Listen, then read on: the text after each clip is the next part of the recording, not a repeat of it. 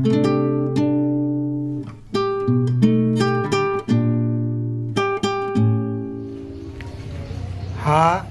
वर्ग दुसरा आहे आणि दुसरीच्या सर्व मुलांनी 30 ऑगस्टपर्यंत भाग 2 पूर्ण केलेला आहे आणि माझी नोंद या पेजवर सुद्धा नोंदी केलेल्या आहेत.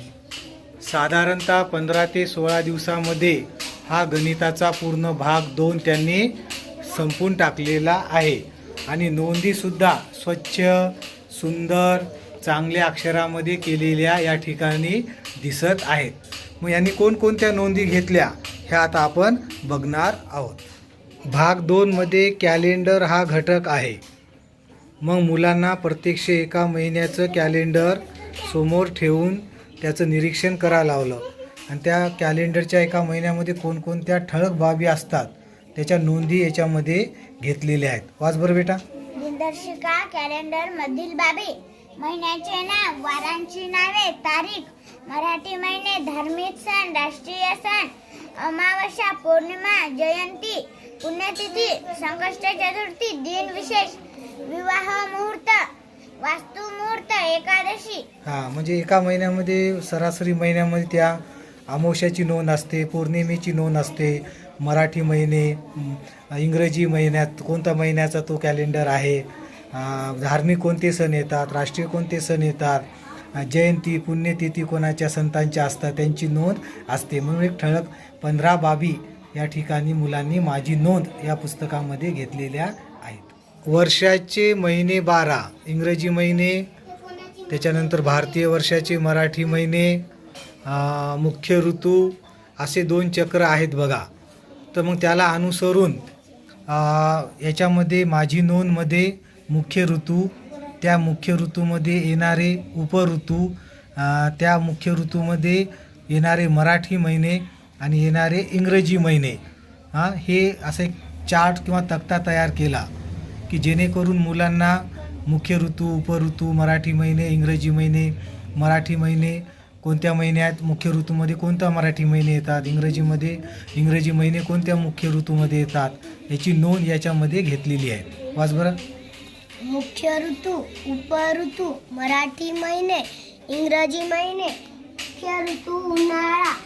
या उन्हाळ्यामध्ये येणारे वसंत आणि ग्रीष्म हे उपऋतू येतात. चैत्र, ज्येष्ठ, वैशाख, आषाढ हे मराठी महिने येतात. फेब्रुवारी, मार्च, एप्रिल, मे हे इंग्रजी महिने येतात. मुख्य ऋतू पावसाळा. पावसाळ्यामध्ये येणारे वर्षा आणि शरद हे उपऋतू येतात.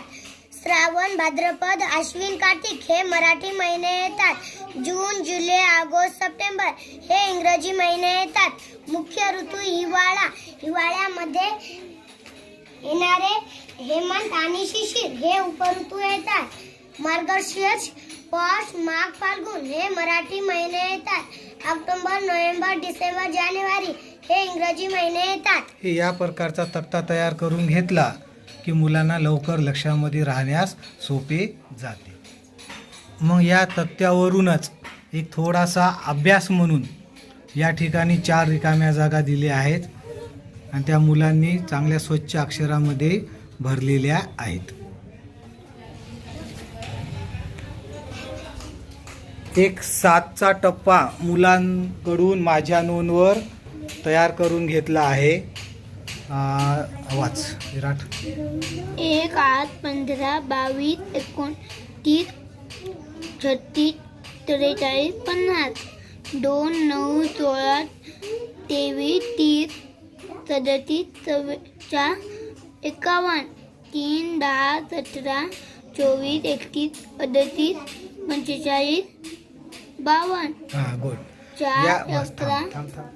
या 7च्या टप्प्याचा फायदा हा होतो की समजा पहिला सोमवारी 2 तारीख येते, तर मग दुसऱ्या सोमवारी किती तारीख येईल, तिसऱ्या सोमवारी कोणती तारीख असेल, चौथ्या सोमवारी कोणती तारीख असेल.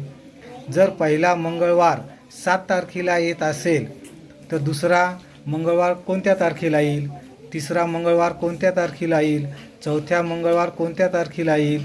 या पद्धतीचं मुलं सांगू शकतात किंवा समजा 5वा शनिवार जर 17 तारखेला येत असेल तर मग त्याच्या आधीचा 4था शनिवार कोणत्या तारखेला येईल, 3रा शनिवार कोणत्या तारखेला येईल, या पद्धतीचे प्रश्न आपण या चार्टनुसार तयार करू शकतो. आणि या चार्टचा सराव झाला म्हणजे 7चा टप्प्याचा सराव मुलांना झाला की अशा प्रश्नाची उत्तरे मुलं योग्य प्रकारे अचूक आणि लवकर देतात.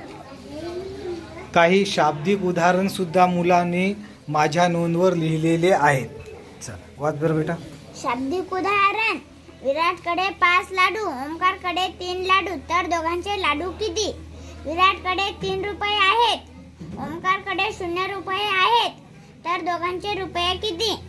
एका झाडावर 7 कावळे, दुसऱ्या झाडावर 2 कावळे, तर दोन्ही झाडावरील कावळे किती? एका जंगलात 5 वाघ, दुसऱ्या जंगलात 2 वाघ, तर दोन्ही जंगलातील वाघ किती? संस्कारकडे 4 बैल, विराटकडे 6 बैल, तर दोघांचे बैल किती? असे मराठीवर आधारित शाब्दिक उदाहरण तयार करून घेतलेले आहेत. वजाबाकीवर सुद्धा उदाहरणे मुलांनी तयार करून घेतलेले आहेत. दशक किती एकक? 126. 1 शतक, 2 दशक, 6 एकक. थांब. आता बघा याच्यामध्ये दुसरा वर्ग आहे. 2 अंकीच मुलांना संख्या ज्ञान आहे. परंतु जर योग्य पद्धतीनं आपण 2 अंकी संख्येचं ज्ञान मुलांना दिले, सराव घेतला, तर 3 अंकी संख्या मुलं लगेच 1-2 दिवसांमध्ये सहज शिकू शकतात आणि किती दशक किती एकक 3 अंकी संख्येमधले सुद्धा ते सहज सांगू शकतात. वाच बाळा. 320. 3 शतक, 2 दशक, 0 एकक. 550. 50. 5 शतक, 5 दशक, 0 एकक. 663. 6 शतक, 6 दशक, 3 एकक. 300. 3 शतक, 0 दशक, 0 एकक. गुड. मुलांनी माझ्या नोंदीचे पेज पूर्ण भरले आणि जागा नाही, तेव्हा मुलांनी असे छोटे छोट्या पेजवर काही नोंदी केलेल्या आहेत, काही उदाहरणं घेतलेली आहेत आणि ते पेज या पेजला चिटकवलेले आहेत. मोठ्या संख्येला मोठी संख्या ओळखा हे आव्हान दिलं होतं मुलांना. हिनं दिलेल्या वेळेमध्ये 28 उदाहरणे लिहिले. इथं लहान संख्येला गोल करायचे 30 उदाहरणे लिहिलेत. हे बघा असं या पद्धतीचे पेज मुलांनी माझ्या नोंदला चिटकविलेले आहेत.